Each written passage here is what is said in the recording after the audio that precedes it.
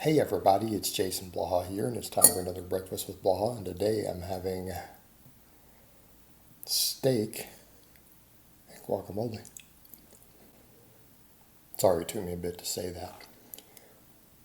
All right, let's talk a little bit about higher volumes on things like squats, deadlifts, other big movements, because it's a different type of philosophy.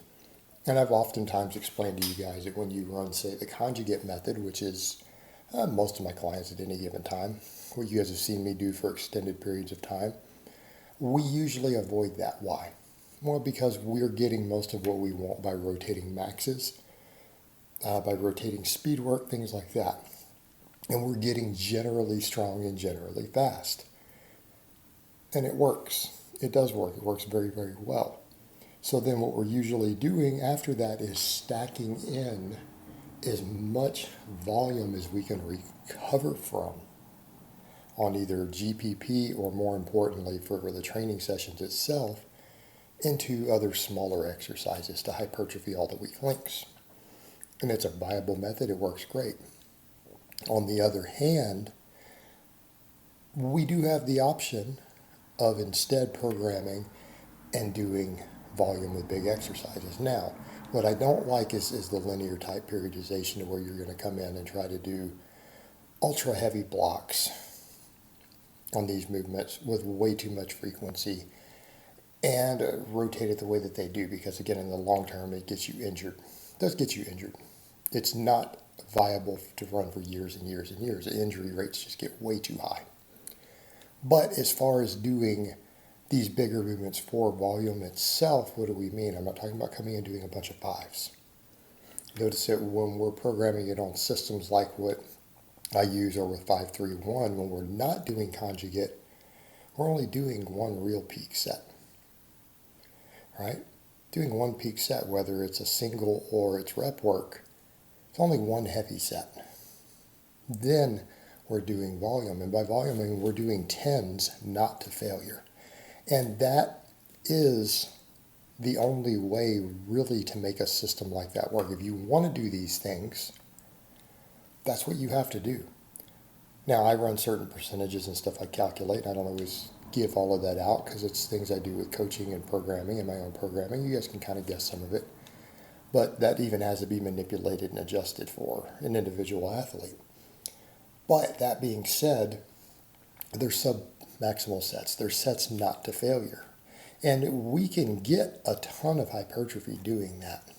Okay, but there's a few things that you have to keep in mind if you're going to come in and do those.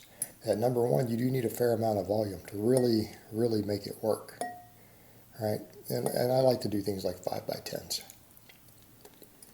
And I think that works very well. And I've in the past have kind of said, a long time ago, and I'm kind of retracted that, well, you could push those to 3x10s and do limit sets. But here's the issue. It just beats us back up. We just get beat up again. Because now we're doing limit sets. We're trying to do 3x10 at 70%. That very much limits the volume. Very much limits what extra supplemental work you can do. Whereas if we reel things in just a little bit, not so light that we're not getting effective reps, that's the other problem. You start dropping to 50% for 10s, it's a problem. But if we're pre-fatigued off heavy work, okay, we've attenuated upper threshold motor units. All right, we've reached all those available muscle fibers on the heavy set first. We can reel it in a little bit and find a middle ground. And if we find that middle ground, we can get a fair amount of volume in. And that adds a lot of hypertrophy. Right? Think of any big movement like that. A squat, a deadlift, pull-ups, chin-ups, bench press, so on. We can get an enormous amount of training stimulus in. Right? We can grow a lot from that through most of our body. And in fact, it can actually reduce the need for the amount of total supplemental work that we might need. Not saying that if you wouldn't benefit, but you need to be able to recover from that.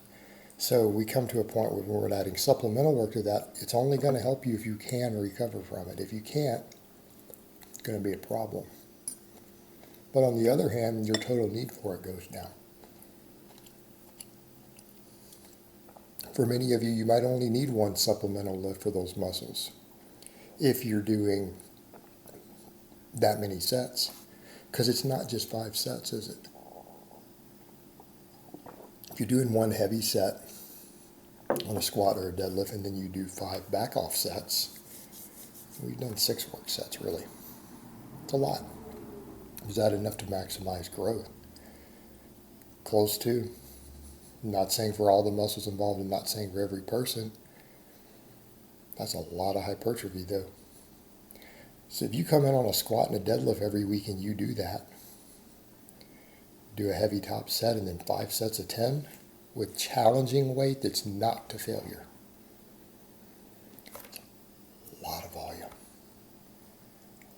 A lot of metabolic fatigue. There's some good conditioning work. It can help get you in shape, although you might want to be in shape to do it.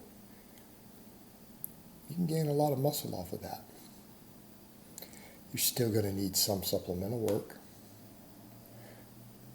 But that is most of your training stimulus. Same thing, let's say you come over and you do that on the bench press. And pull-ups also every week, okay? Get reasonably big off of this. Again, noting you need to have some way to rotate some stuff. You probably need to be rotating your supplemental work. But the thing that you have to watch here is the recovery side. We don't have recovery issues on conjugate, and that's one reason that it has certain advantages over this is because we recover easy. Max work, speed work, programmed and done correctly. If we do the stuff the way it is supposed to be done, the speed work is light enough to be fast. We do the normal volumes for reps and sets, the proven templates. We rotate our max lifts on the 2 max days every week. We rotate them all the time. Recovery is actually quite easy. Recovery is easy. You do this the other way, recovery is a little bit closer to watch. Not that it doesn't work, it's that all the axial loading and volume can accrue real quick. So what that means is that you have to be careful to avoid failure. You cannot have any of these sets where you're hitting muscle failure. It's going to destroy you, number one. Number two, you've then got to pay real close attention to your supplemental work. Right? You've got to be very careful of overuse on supplemental work, so you need to be rotating it. You need to pick exercises that don't allow for much overuse, and you also need to be efficient with it. You need to be picking the movements that are going to give you the most bang for your buck again off the back end of this. All right? And it works. This will work, and it works very, very well, but you have to watch recovery closer. And you have to pay closer attention to overuse. But in terms of just getting big and strong and just getting really thick, it will do it, and it'll do it real fast. All right, guys, but that's really all I have to say on that today. I hope it's been informative, and I will talk to you guys next time.